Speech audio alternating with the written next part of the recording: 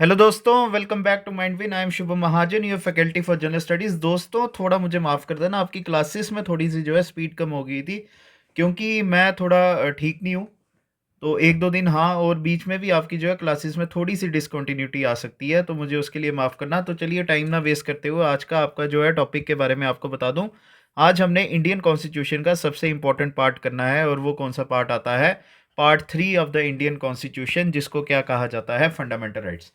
ठीक है। ये जो आपकी क्लास होने वाली है, हाँ, फंडामेंटल राइट्स को मैं क्या पता एक या दो या क्या पता तीन क्लासेस में कवर करूं, क्योंकि आपको बड़े अच्छे लेवल का पढ़ाया जाएगा। बड़ा ही इंपॉर्टेंट चीज़ें इसमें कवर की जाएंगी। देखिए, सिंपल है। यहाँ पर एक जो है, देखिए मैंने यहाँ पर एक सिस्टम बनाया हुआ है। सिंपल आता है, राइट टू इक्वालिटी। मैं आपको यहाँ पे लिख के बता सकता हूँ 14, 15, 16, 17 कौन कौन से आर्टिकल होते हैं, पर भाई उससे आपका जो है ना आपको पढ़ने का मज़ा आएगा, ना मुझे पढ़ाने का मज़ा आएगा, और हाँ, एट द एंड जो है एग्ज़ाम भी पास नहीं होगा। तो मुझे इसके लिए माफ़ करना, वीडियो लंबी हो सकती है, ये मैं आपको पहले ही वीडियो के स्टार्ट में कह रहा हूँ, पर हाँ, video will be very beneficial for you, ये मैं आपको गारंटी देता हूँ। तो देखते हैं इसका पार्ट 1 कहाँ तक होता है, क्योंकि आज जो आपको इंट्रोडक्शन देनी है मैंने फंडामेंटल राइट्स की, इसमें आपको बड़ी चीज़ें मैंने बतानी है। ठीक है। तो सबसे पहले तो आपने एक चीज़ याद रखनी है, जो हमारा पार्ट 3 आता है इंडियन कॉन्स्टिट्यूशन का, that part deals with the fundamental rights. और ये आर्टिकल्स कौन से कवर करता है? Article number 12 to 35 of the Indian constitution deals with the fundamental rights. अब जो आपसे एग्जाम में चीज़ें पूछी जा सकती हैं उनके बारे में बात करते हैं। सबसे पहले आता है, they are known as the Magna Carta of the Indian constitution. Magna Carta of the Indian constitution के बारे में याद रखना कि अगर हमारे इंडियन कॉन्स्टिट्यूशन में फंडामेंटल राइट्स निकाल दिए जाएं, अगर फंडामेंटल राइट्स डिलीट कर दिए जाएं, तो हमारे इंडियन कॉन्स्टिट्यूशन की कोई वैल्यू नहीं बनती है। कॉन्स्टिट्यूशन हमारा बेबुनियाद हो जाएगा। तो उसको, कॉन्स्टिट्यूशन को हम यूज़ करें या उसको फॉलो करें, तो उसका कुछ भी जो है हमें यूज़ नहीं मिलेगा। तो मैग्ना करता का मतलब हो गया कि अगर फंडामेंटल राइट्स हैं कॉन्स्टिट्यूशन में, तो हमारा कॉन्स्टिट्यूशन क्या है? एग्जिस्ट करता है हमारे इंडिया में। ठीक है। यहां से मुझे एक चीज याद आई मैग्ना करता के बारे में। आपने ना दो बारी मैग्ना करता जो है याद रखना है। ठीक है, दो बार आपने मैग्ना करता याद रखना है। एक आता है हमारा मॉडर्न हिस्ट्री में। ठीक है, मॉडर्न हिस्ट्री में आपका जो मैग्ना करता आता है वो आता है ईयर ऑफ 1717। जब हम मॉडर्न हिस्ट्री करेंगे तब आपको मैं अच्छी तरह से बता दूंगा। देखिए, एक मुगल एम्पर होते हैं, वो थे फारूक शियार। ठीक है, कौन थे? फारूक शियार थे। और फारूक शियार जब जो है बड़े ज़्यादा बीमार हो जाते हैं ना, तो कोई भी वैद्य और हकीम उनका इलाज नहीं कर पाता है। तो ब्रिटिश एक सर्जन थे, विलियम हैमिल्टन उनका नाम था, तो उन्होंने क्या किया था? इनकी बीमारी का इलाज किया था। तब फारूक शियार ने बड़ा ज़्यादा खुश होकर उनको जो है परमिशन दी थी कि आप क्या कीजिए, बंगाल में पूरी तरह से काम करने की आपको मैं परमिशन देता हूँ। अगर ये वाला इवेंट नहीं ना हुआ होता, तो कभी भी ब्रिटिशर्स हमारे इंडिया में सर्वाइव नहीं कर पाते। हाँ, और ये सच है, क्योंकि सबसे पहला एरिया भी जो ब्रिटिशर्स के द्वारा इंडिया में जीता गया था वो भी बंगाल ही था। अगर आपने बैटल ऑफ प्लासी और बैटल ऑफ बक्सर पढ़ा होगा। ठीक है। तो Magna Carta of Indian constitution हमारा जो आता है वो आता है फंडामेंटल राइट्स। इसका मतलब क्या हो गया कि इनकी वजह से कॉन्स्टिट्यूशन हमारा सर्वाइव करता है। और अगर इंडियन हिस्ट्री में आपसे पूछा जाए तो वो कौन सा साल आएगा? 1717 का साल। अगर ऐसा नहीं हुआ होता तो कभी भी ब्रिटिशर्स हमारे इंडिया में सर्वाइव नहीं कर पाते। ठीक है, तो ये चीज़ समझ आ गई। हाँ, बड़ी चीज़ें ऐसी होती है जिसको समझाने के लिए आपको रिलेट करना पड़ता है किसी चीज़ से, तो मुझे उसके लिए भी माफ़ करना कि मैं आपका जो है टाइम ज़्यादा कंज्यूम करता हूँ। अब दूसरी चीज़ आती है, they are justiciable in nature. ठीक है। जस्टिसिएबल का मतलब होता है we can move to courts. ठीक है, we can move to courts for enforcing fundamental rights. ठीक है, we can move to courts for enforcing fundamental rights. ये भी आपने क्या करना है? याद रखना है। देखिए, क्या होता है, फंडामेंटल राइट्स जब भी आपसे छीने जाते हैं ना, तो आप सीधा क्या करते हैं? कोर्ट में जाके केस कर लेते हैं कि भाई ये मेरा फंडामेंटल राइट्स कैसे छीने गए। देखिए, ये चीज़ें आपको अभी नहीं हो सकता है समझ आए। जब हम इनके सारे आर्टिकल्स करेंगे ना, तब आपको समझ आ जाएगी। तो आपसे अगर पूछा जाए which part of the Indian constitution is justiciable in nature, वो क्या आएगा? Fundamental rights. क्यों? क्योंकि जब आपसे फंडामेंटल राइट छीने जाते हैं तो आप क्या करते हैं? कोर्ट में चले जाते हैं उनको एनफोर्स करने के लिए। ये तो आप जानते हैं, सोर्सेस ऑफ इंडियन कॉन्स्टिट्यूशन में हमने पढ़ा था कि जो हमारा फंडामेंटल राइट्स का सोर्स आता है वो कौन सा है? यूनाइटेड स्टेट्स ऑफ अमेरिका का कॉन्स्टिट्यूशन। हमने यूएसए से फंडामेंटल राइट्स का कंसेप्ट लिया था। और यूएसए में फंडामेंटल राइट्स को क्या कहा जाता है? Bill of rights. ठीक है, क्या कहा जाता है? बिल ऑफ राइट्स कहा जाता है। चलिए अब आगे। अब एक और चीज, फंडामेंटल राइट्स हमें जो है कौन गारंटी देते हैं? हमें कॉन्स्टिट्यूशन ऑफ इंडिया खुद गारंटी देते हैं। ठीक है, कोई भी डिस्क्रिमिनेशन हमारा कॉन्स्टिट्यूशन नहीं देता है, हमारा कॉन्स्टिट्यूशन कोई भी डिस्क्रिमिनेशन नहीं ना करता है, तो हमारा फंडामेंटल राइट्स जो है हमें ये चीज़ बताता है। और अगर आपसे पूछा जाए हु आर द, अगर एग्जाम में ये पूछा जाए हु आर द गारंटर, ठीक है, who are the guarantor of fundamental rights, मैं यहाँ पे राइट्स ही लिखता हूँ, तो वो कौन आएगा? Constitution of India itself. ठीक है, कौन आएगा? Constitution of India itself. तो आगे देखिए, अब देखिए यहाँ पे एक और क्वेश्चन आता है, why the fundamental rights are named fundamental rights. देखिए हमने यूनाइटेड स्टेट्स ऑफ अमेरिका से क्या लिए हैं? बिल ऑफ राइट्स से हमने जो है फंडामेंटल राइट्स बनाए हैं ना, तो हमने इसका नाम बिल ऑफ राइट्स क्यों नहीं रखा? जबकि ब्रिटेन से जब हमने पार्लियामेंट का कंसेप्ट लिया तो हमने उसका नाम इंडियन पार्लियामेंट, मतलब ब्रिटेन से इंस्पायर होकर रखा। पीएम की पोस्ट हमने ब्रिटेन से ही ली थी, प्रेसिडेंट की हमने वहां से ली थी, तो हमने इनका नाम फंडामेंटल राइट्स क्यों रखा है? हमने बिल ऑफ राइट्स क्यों नहीं रखा? यही चीज आती है, the fundamental rights are named so because they are guaranteed and protected by the constitution which is the fundamental law of the land. हमें कॉन्स्टिट्यूशन ऑफ इंडिया खुद गारंटी दे रहा है कि भाई आपके लिए फंडामेंटल राइट्स हमेशा शील्ड बन के रहेंगे, तभी इनका नाम क्या है? फंडामेंटल राइट्स है। और हमारा कॉन्स्टिट्यूशन ऑफ इंडिया क्या आता है? वो है हमारा कॉन्स्टिट्यूशन ऑफ इंडिया, हमारा क्या है? फंडामेंटल लॉ ऑफ लैंड है, तभी इनको फंडामेंटल राइट्स कहा जाता है। और एक और चीज, अगर आपसे पूछा जाए गार्डियन, ठीक है, who are known as the guardian of fundamental rights, ठीक है, गार्डियन ऑफ फंडामेंटल राइट्स किसको कहा जाता है अगर आपसे पूछा जाए? और बिलीव मी यही क्वेश्चंस एग्जाम में पूछे जाते हैं, बेसिक्स। ठीक है, अगर आपसे पूछा जाए who are the guardian of fundamental rights, तो वो कौन आएंगे? Supreme Court and High Court. ठीक है, सुप्रीम कोर्ट और हाई कोर्ट खाली, और कोई कोर्ट नहीं आएगी, सबऑर्डिनेट कोर्ट कोई नहीं आएगी, जैसे डिस्ट्रिक्ट कोर्ट होगी, म्युनिसिपल कोर्ट होगी, सेशन कोर्ट होगी, ये कोई भी कोर्ट जो है फंडामेंटल राइट्स के गार्डियन नहीं है। सुप्रीम कोर्ट, हाई कोर्ट ही खाली जो है अथॉरिटी है हमारे देश में फंडामेंटल राइट्स को बचाने के लिए। चलिए, अब चलिए शुरू करते हैं। फिर आता है आपका हमारा जो इंडियन कॉन्स्टिट्यूशन है, ओरिजिनली इसमें 7 फंडामेंटल राइट्स होते थे। एक चीज़ मैं आपको बता दूं, 12 से लेकर 35 तक हमारे फंडामेंटल राइट्स आते हैं, ये आप जानते हैं। पर हमारे जो फंडामेंटल राइट्स से ही शुरू होते हैं ना, वो कहाँ से शुरू होते हैं? 14 आर्टिकल से, और कहाँ पे जाके ख़त्म हो जाते हैं? 32 आर्टिकल पे। ये चीज़ आपने याद रखनी है, ठीक है। तो हमारा कॉन्स्टिट्यूशन कहता है पहले 7 तरह के फंडामेंटल राइट्स होते थे, तो देखिए वो कौन कौन से आते हैं, और ये आपको अपने टिप्स पे याद रखना पड़ेगा। सबसे पहले आता है right to equality. Right to equality हमारे इंडियन कॉन्स्टिट्यूशन में आर्टिकल्स कवर करता है 14 से लेकर 18 तक। ये 5 तरह के राइट्स आते हैं, ठीक है, ये 5 राइट्स हैं, ये चीज़ याद रखना। 14 गिनो, 14, 15, 16, 17, 18, तो 5 आ गए ना। दूसरा आता है राइट टू फ्रीडम, जो आर्टिकल्स कौन से कवर करता है? आर्टिकल नंबर 19 से लेकर 22। फिर आता है राइट अगेन एक्सप्लॉयटेशन, जो आर्टिकल कौन से कवर करता है? 23 से 24। Right to freedom of religion, जो आर्टिकल कौन से कवर करता है? 25 से लेकर 28 तक। फिर आता है कल्चरल एंड एजुकेशनल राइट, जो आर्टिकल्स नंबर 29 से 30 कवर करता है। फिर आता है राइट टू प्रॉपर्टी, जो पहले आर्टिकल कवर करता था 31। और आता है राइट टू कॉन्स्टिट्यूशनल रेमेडीज, जो आर्टिकल नंबर 32 कवर करता है। तो 7 आर्टिकल्स, 7 हमारे फंडामेंटल राइट्स आ गए। Equality, freedom, exploitation, freedom of religion, cultural and educational right, right to property और राइट टू कॉन्स्टिट्यूशनल रेमेडीज। ये आगे 14 से लेकर 32 तक कैसे कवर होते हैं। अब इसके आगे मैं आपको एक छोटी सी चीज बताता हूँ, ठीक है। यहां पर जब आपने अगर देखा होगा, नोट किया होगा, ओरिजिनली यहां पे लिखा था। ओरिजिनली का मतलब हो गया 26 जैन 1950 को जब हमारा कॉन्स्टिट्यूशन लागू हुआ था पूरे देश में, तब हमारे कॉन्स्टिट्यूशन में 7 तरह के फंडामेंटल राइट्स होते थे, ठीक है, यही लिखा है। पर हमने क्या किया? राइट टू प्रॉपर्टी को ना हमने डिलीट कर दिया। ये बड़ी इंपॉर्टेंट चीज़ है भाई, जो जो आपको मैं बोल रहा हूँ ना इंपॉर्टेंट है, वो सच में वो इंपॉर्टेंट है, और एग्जाम में ये बारी बार पूछा गया।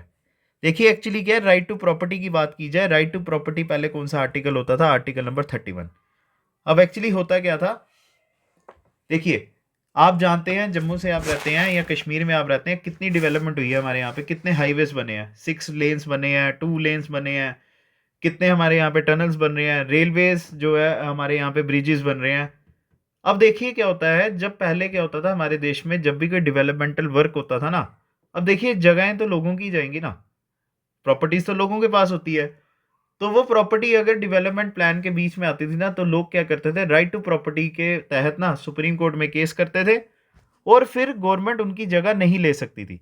अब गवर्नमेंट अगर जगह एक्वायर ही नहीं कर पाएगी तो फिर आगे सड़क कैसे बनेगी? जैसे सपोज करो 100 किलोमीटर पीछे से वो सड़क बनाते आ रहे हैं, आगे एक जो है कुछ एक छोटी सी बस्ती आ गई, उनकी जगह उनको बीच में लानी पड़ेगी। अब वो कहते हैं नहीं भाई हम नहीं देंगे जगह, तो वो तो फिर हाईवे रह गया ना बीच में, ठीक है।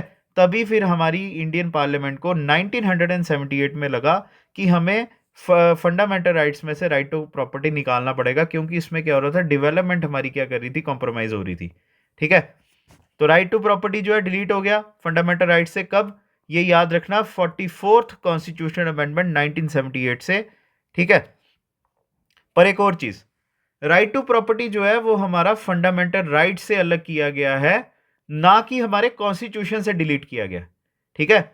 It was deleted from the list of fundamental rights, ये चीज याद रखना, इसको फंडामेंटल राइट से हमने डिलीट किया, कॉन्स्टिट्यूशन ऑफ इंडिया से डिलीट नहीं किया। ये अब आज के टाइम पे हमारा क्या है, लीगल राइट है।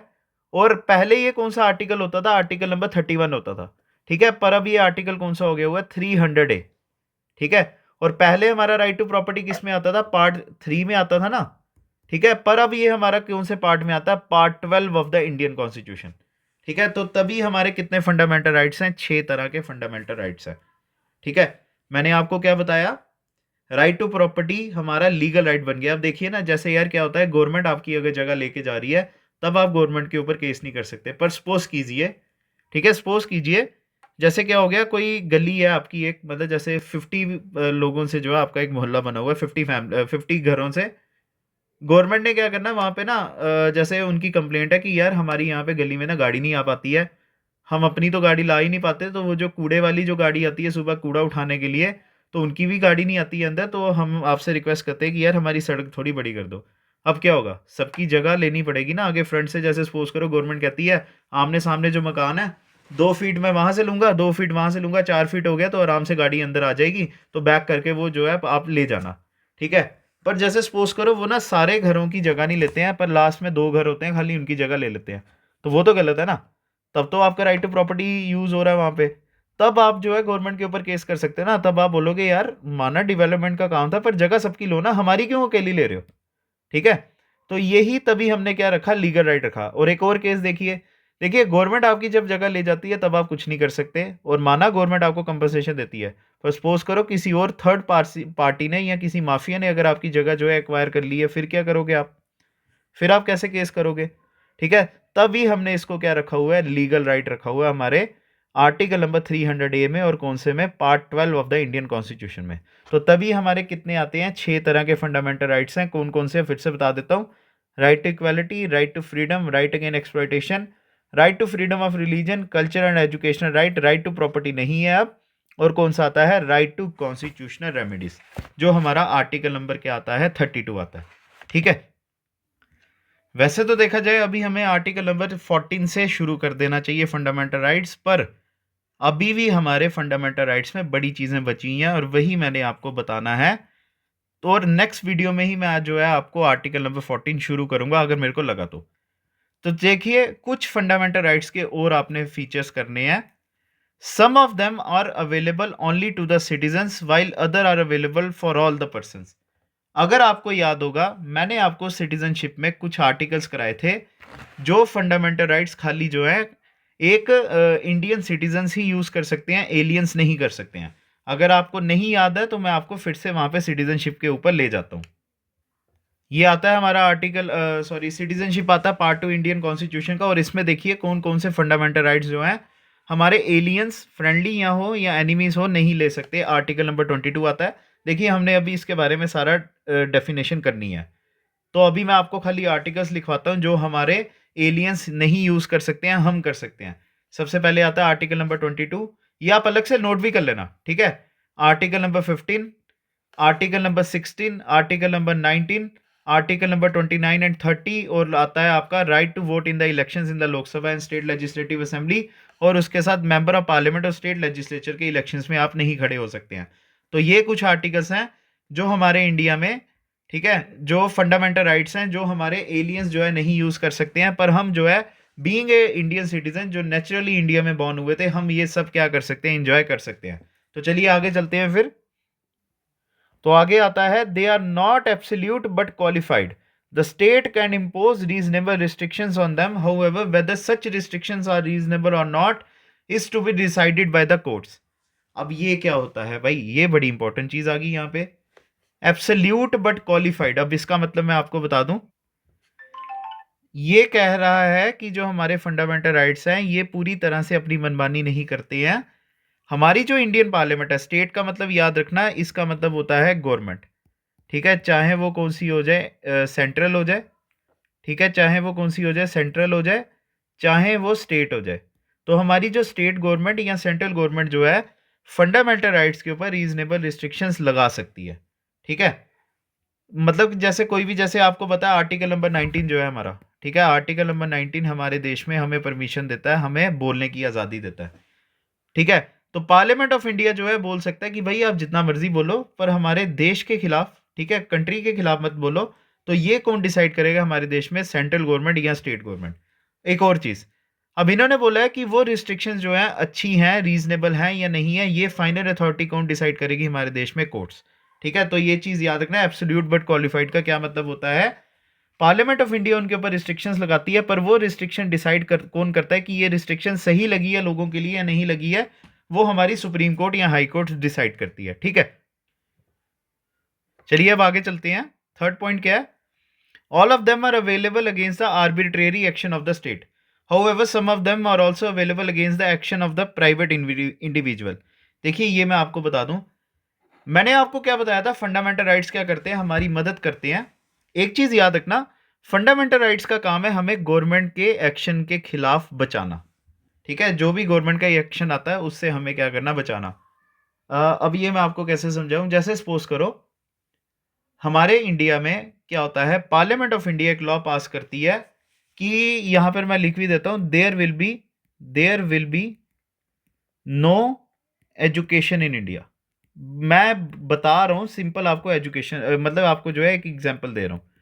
हमारे देश में क्या होता है, पार्लियामेंट ऑफ इंडिया कहती है कि अब से हम जो है किसी को नहीं पढ़ाएंगे।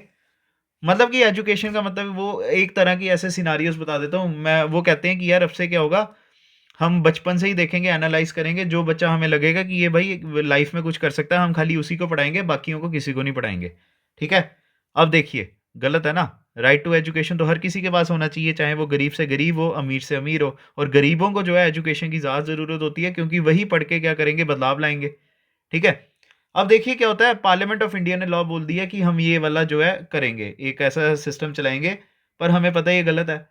तब हमारा जो है फंडामेंटल राइट बीच में आएगा, क्योंकि अगर आपको पता होगा article number 21A of the Indian constitution deals with the right to education, ठीक है, deals with the right to education. एक चीज याद रखना, हमारे देश में हर किसी को 6 से लेकर 14 ईयर्स तक के बच्चे को एजुकेशन लेने से कोई मना नहीं कर सकता, ठीक है, ये हमारा फंडामेंटल राइट है। तभी हम जो है क्या करेंगे, पार्लियामेंट ऑफ इंडिया के ऊपर सुप्रीम कोर्ट में जाके केस करेंगे कि भाई ये कैसे कर सकते हैं ऐसा। आर्टिकल नंबर 21 फंडामेंटल राइट हर किसी को देता है, राइट देता है, अधिकार देता है क्या करने का, पढ़ने का, ठीक है। तभी जो है यहां पर ये चीज आई है, all of them are available against the arbitrary action of the state, कि मतलब गवर्नमेंट कुछ भी अगर कोई गलत कानून लाती है तो फंडामेंटल राइट्स हमें क्या करेंगे, बचाएंगे, ठीक है। पर एक और चीज इन्होंने बोला है, कुछ उनमें से फंडामेंटल राइट्स जो हैं हमारे पास किसके खिलाफ हैं, प्राइवेट इंडिविजुअल्स के भी खिलाफ हैं। जैसे आर्टिकल नंबर 23 आता है हमारा, जो है हमारा किसके साथ डील करता है, ह्यूमन ट्रैफिकिंग के साथ। ये किसके साथ डील करता है, ह्यूमन ट्रैफिकिंग के साथ। आपको पता है हमारे देश में आप किसी भी इंसान को नहीं खरीद सकते, नहीं बेच सकते हैं, ना ही किसी के ऑर्गन जो है बेच सकते हैं आप। तो ये तो प्राइवेट भी करते हैं ना लोग, माफियाज जो होते हैं। तो आर्टिकल हमारा जो फंडामेंटल राइट है, हमें ये प्राइवेट एक्शन से भी क्या करता है, बचाता है हमें, ठीक है। तो उम्मीद है आपको ये भी समझ आ गई होगी। तो चलिए नेक्स्ट के ऊपर चलते हैं। अब बात करते हैं फंडामेंटल राइट्स का काम क्या होता है। They all are negative in character, that is they place limitations on the authority of the state. अच्छा ये मैंने आपको नहीं बताया यार, स्टेट के बारे में हमेशा याद रखना, जब इंडियन पॉलिटी या इंडियन हिस्ट्री में जब भी स्टेट के बारे में बात चलेगी ना, स्टेट का मतलब याद रखना, इसका मतलब होता है गवर्नमेंट, ठीक है। इसका मतलब होता है गवर्नमेंट, चाहे वो सेंट्रल हो, चाहे वो कौन सी हो, स्टेट गवर्नमेंट हो। तो हमारे जो फंडामेंटल राइट्स हैं ये क्या है, नेगेटिव है कैरेक्टर में। इसका मतलब क्या हो गया जो हमारी स्टेट है उसके पास अथॉरिटी है ना लॉ बनाने की, ठीक है, पर वो किसी भी तरह का अपनी मर्जी से लॉ नहीं बना सकते, जिसकी मैंने आपको एजुकेशन की एग्जांपल दी। मतलब जैसे कोई ऐसा अनपढ़ जो है पीएम आए, वो बोले यार क्या करना है एजुकेशन दे के गोली मारो, ऐसे पैसा लगा रहे हैं हम, ठीक है, तो वो ऐसा नहीं हो सकता। उनको हमेशा वो लॉ बनाने हैं जिसमें फंडामेंटल राइट कभी भी जो है छीड़े ना किसी के, ठीक है। अब चलिए आगे। दे आर जस्टिसिएबल, ये मैंने आपको पहले भी बता दिया था। ये क्या करते हैं, लोगों को परमिशन देते हैं कि आप कोर्ट में चले जाइए जब आपके फंडामेंटल राइट छीने जाएं, और आप उनको कोर्ट के थ्रू क्या करवाएं, एनफोर्स करवाएं, ठीक है। चलिए अब आगे। They are defended and guaranteed by the Supreme Court of India, ये मैंने आपको पहले भी बता दिया। तो कोई भी पर्सन जो है सीधा सुप्रीम कोर्ट में जा सकता है, ठीक है, ना ही खाली अपील करने के लिए। वो जो है जजमेंट, जो हाई कोर्ट की भी जजमेंट है, उनको भी चैलेंज करने के लिए क्या कर सकता है, सुप्रीम कोर्ट में जा सकता है, ठीक है। चलिए अब आगे। दे आर नॉट सैंक्रोसेंट और परमानेंट, ठीक है। दे आर नॉट सैंक्रोसेंट, सैंक्रोसेंट का मतलब हो गया परमानेंट। हमारे देश में पार्लियामेंट क्या कर सकती है, फंडामेंटल राइट्स को भी क्या कर सकती है, कर्टेल का मतलब होता है उस पर लगाम लगाना, या उनको जो है हटा भी सकती है, ठीक है। Only by constitution amendment act, not by the ordinary act. देखिए ये मैंने आपको बड़ी बार बताया है, हमेशा याद रखना जो भी आप पार्ट करेंगे उसमें एक आर्टिकल जो है किसके लिए होता है, पार्लियामेंट ऑफ इंडिया के पास होता है, जिसमें पार्लियामेंट को पावर मिल जाती है उसमें अमेंडमेंट करने के लिए। जैसे अभी हमने किया था आर्टिकल नंबर 11। आर्टिकल नंबर 11 जो है, it is the power of parliament, ठीक है, it is the power of parliament for citizenship. Citizenship के ऊपर जब भी कोई लॉ लाया जाता है तो पार्लियामेंट ऑफ इंडिया ही लाती है, ये आपको पता है, और आर्टिकल नंबर 11 है। उसी तरह हमारे यहाँ पर कौन सा आता है, आर्टिकल नंबर 35 आता है फंडामेंटल राइट्स के लिए, जो पार्लियामेंट ऑफ इंडिया को पावर देता है किसी भी तरह का नया फंडामेंटल राइट लाने के लिए या पुराने को किसी को चेंज करने के लिए, ठीक है। इसकी दोनों में आपको एग्जाम्पल दे देता हूँ। जैसे आर्टिकल नंबर 31, आर्टिकल नंबर 31 किया गया था डिलीट, ठीक है, ये राइट टू प्रॉपर्टी था। और अगर आपको पता होगा आर्टिकल नंबर 21 है, ये आता है राइट टू एजुकेशन, और ये बाद में क्या किया गया था, लाया गया था पार्लियामेंट ऑफ इंडिया के द्वारा, और यही यहां पर लिखा हुआ है ये, ठीक है। तो चलिए अब आगे चलते हैं। They can be suspended during the operation of national emergency except the rights guaranteed by article number 20 and 21। एक चीज याद रखना, हमारे देश में ना फंडामेंटल राइट्स हमेशा नेशनल इमरजेंसी, नेशनल इमरजेंसी कौन सा आर्टिकल आता है, ये आता है आर्टिकल नंबर 352। जब भी हमारे देश में नेशनल इमरजेंसी लगेगी तब हमारे देश से फंडामेंटल राइट्स उस समय विद इमीडिएट इफेक्ट क्या हो जाते हैं, सस्पेंड हो जाते हैं, डिलीट नहीं होते हैं, सस्पेंड होते हैं, जब तक हमारे देश में इमरजेंसी लगी रहती है, ठीक है। पर एक चीज याद रखना, आर्टिकल नंबर 20 और 21 तब भी डिलीट नहीं होता, ठीक है। जब हमारे देश में इमरजेंसी लगी होती है तब हमारे देश में सारे फंडामेंटल राइट्स चले जाते हैं, पर आर्टिकल नंबर 20 और 21 हमारे देश से कभी भी नहीं हटाया जाता उस समय, ये चीज याद रखना आप। तो ये कुछ इंपॉर्टेंट फीचर्स थे फंडामेंटल राइट्स के, वो हो जाते हैं खत्म। अब इसके बाद मैं आपको दो आर्टिकल्स अभी करवाऊंगा, और उसके बाद जो आपका आर्टिकल नंबर जो सही शुरू होते हैं कैटेगरीज फंडामेंटल राइट्स की, वो मैं नेक्स्ट वीडियो में आपको कराऊंगा, ठीक है। तो सबसे पहले आता है आपका आर्टिकल नंबर 12। आर्टिकल नंबर 12 हमारा आता है डेफिनेशन ऑफ स्टेट, ठीक है। मैंने आपको स्टार्टिंग में भी बताया स्टेट क्या होती है, जब भी आप पॉलिटी की बात करेंगे स्टेट का मतलब होता है गवर्नमेंट, ठीक है। तो आर्टिकल नंबर 12 हमारा जो है ये बता रहा है, ठीक है, ये हमारा बता रहा है कि आर्टिकल नंबर 12 में कौन कौन सी पर्सनैलिटीज फंडामेंटल राइट्स नहीं यूज कर सकते हैं। इन्होंने बोला है स्टेट का मतलब हो गया गवर्नमेंट, और आर्टिकल नंबर 12 कह रहा है जब भी हमारे देश में जब आपकी गवर्नमेंट जॉब लग जाती है तब आप हमारे देश में फंडामेंटल राइट्स के लिए केस नहीं कर सकते हैं। जैसे सपोज कीजिए मैं बन जाता हूं प्राइम मिनिस्टर, ठीक है, मैं प्राइम मिनिस्टर बन जाता हूं, तो मैं फंडामेंटल राइट्स का मिसयूज नहीं कर सकता। मैं आर्टिकल नंबर 19 के तहत किसी भी तरह की बयानबाजी नहीं कर सकता हूं या कुछ भी नहीं कर सकता हूं। ये इन्होंने इसमें बताया हुआ है आर्टिकल नंबर 12 के तहत कि कौन कौन से जो है स्टेट के मेंबर्स होते हैं या स्टेट्स के पार्ट आते हैं। जैसे यहाँ पे पार्लियामेंट आ गई, ठीक है, पार्लियामेंट आ गई, ठीक है, एग्जीक्यूटिव आ गई, एग्जीक्यूटिव आ गई, स्टेट लेजिस्लेचर्स आ गए, ठीक है, कौन आया, स्टेट लेजिस्लेचर्स आ गए, फिर उसके बाद आपको पता होगा स्टेट गवर्नमेंट आ गई, म्यूनसिपैलिटीज़ आ गई, ठीक है, म्यूनिसिपैलिटीज़ आ गई। फिर म्यूनिसिपैलिटीज़ के साथ ही आप पंचायत वगैरह कह सकते हैं। और एक और चीज़ जो हमारी और दूसरी अथॉरिटीज़ होती है ना, जैसे LIC हो गया, ONGC हो गया, oil and natural gas corporation हो गया, सेल हो गया, ये सब भी जो है किस में आते हैं, एग्जीक्यूटिव में या स्टेट में आते हैं। ठीक है, चलिए अब आगे चलते हैं। अब आता है आर्टिकल नंबर 13। आर्टिकल नंबर 13 की पहले आप डेफिनेशन देखिए। Laws that are inconsistent with or in derogation of any of the fundamental rights shall be null and void. In other words, it expressively provides for the doctrine of judicial review. अब बात करते हैं ये क्या चीज है। Article number 13 कहता है, इन्होंने ना कॉन्स्टिट्यूशन ऑफ इंडिया ने आर्टिकल नंबर 13 के तहत पार्लियामेंट ऑफ इंडिया को पहले ही जो है एक तरह की दे दी धमकी। धमकी इन्होंने दी, देखिए पार्लियामेंट के पास पावर है किसी भी तरह का लॉ बनाने की, है ना। तो इन्होंने बोला है हमारे देश में जब भी कोई लॉ बनाया जाएगा फ्यूचर में कभी भी या प्रेजेंट में कभी बनाया जाता है, इन्होंने बोला अगर आप कोई लॉ बना रहे हो और वो क्या कर रहे हो, फंडामेंटल राइट्स की वैल्यू क्या कर रहे हैं, वो नीचे कर रहे हैं, वो लॉ ऊपर हो गया और फंडामेंटल राइट्स जो है नीचे आ गए।